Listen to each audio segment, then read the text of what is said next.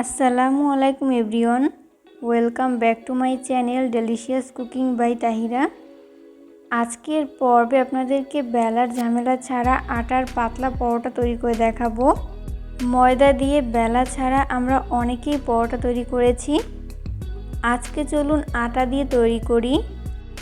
আর এভাবে পরোটা তৈরি করলে পরোটা মুচমুচে হবে আর খেতেও দুর্দান্ত মজার হবে। আশা করছি বরাবরের মতো আমার আজকের রেসিপি আপনাদের কাছে অনেক ভালো লাগবে। তো চলুন দর্শক, এই রেসিপির পুরো প্রস্তুত প্রণালী শুরু থেকে শেষ পর্যন্ত। পরোটা তৈরি করার জন্য আমি এখানে একটা বোল নিয়েছি। এরপরে বোলের মধ্যে ব্যবহার করব 1 কাপ পরিমাণ আটা, স্বাদ মতো লবণ। এরপর একটা হ্যান্ড উইক্সের সাহায্যে খুব ভালো করে মিশিয়ে নিব। তো মিশিয়ে নেওয়ার পর এর মধ্যে অল্প অল্প করে কুসুম গরম পানি অ্যাড করে পারফেক্ট একটা ব্যাটার তৈরি করে নিব।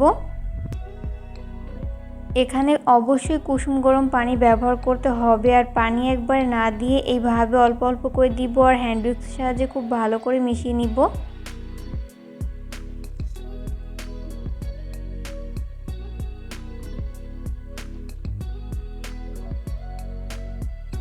তো এই পর্যায়ে আমি এর মধ্যে ব্যবহার করব রুম টেম্পারেচারে থাকা একটা ডিম যদি ফ্রিজে থাকে সেক্ষেত্রে রুমের স্বাভাবিক তাপমাত্রা এনে তারপর ব্যবহার করতে হবে।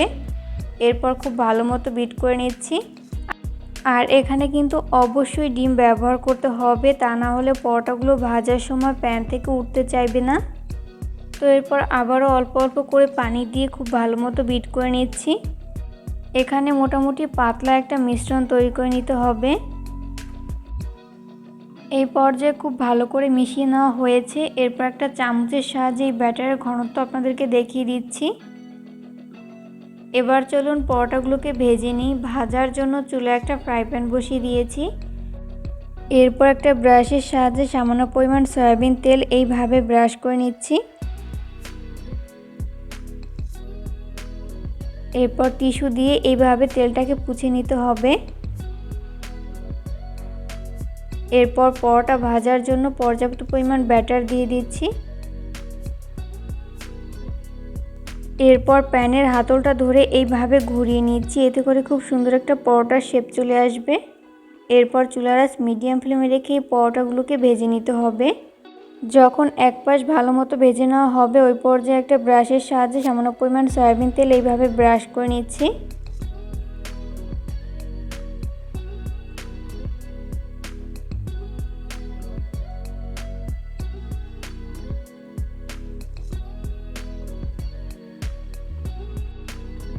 এরপর একটা স্প্যাচুলার সাহায্যে উল্টে দিব অপর পাশটি ভেজে নেওয়ার জন্য।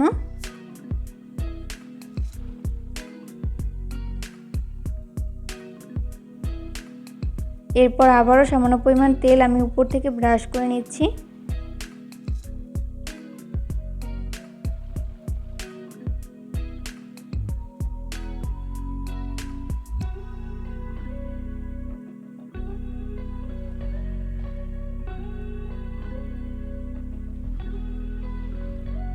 যখন এরকম ফুলতে শুরু করবে ওই পর্যায়ে একটা স্প্যাচুলার সাহায্যে এইভাবে চেপে নিতে হবে।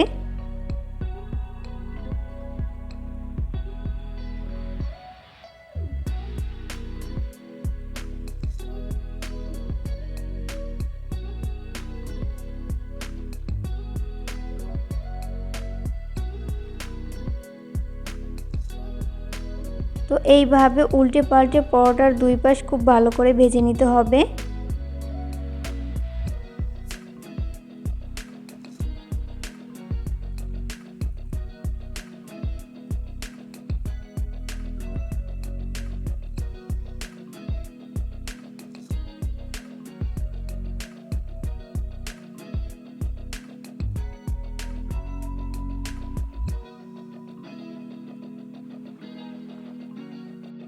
একটু সময় নিয়ে চুলার আঁচ মিডিয়াম ফ্লেমে রেখে এই পরোটাগুলোকে ভেজে নেওয়ার ফলে কিন্তু অনেকটাই মুচমুচে হয়। যখন উল্টে পাল্টে দুই পাশ খুব ভালো মতো ভেজে নেওয়া হবে ওই পর্যায়ে আমি প্যান থেকে উঠিয়ে নিব। সেমভাবে আমি বাকি পরোটাগুলোকেও ভেজে নিব।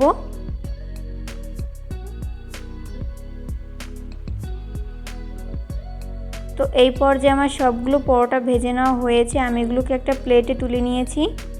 চেষ্টা করেছি রেসিপিটি সহজভাবে শেয়ার করতে। আশা করছি আজকের রেসিপি আপনাদের কাছে অনেক ভালো লেগেছে।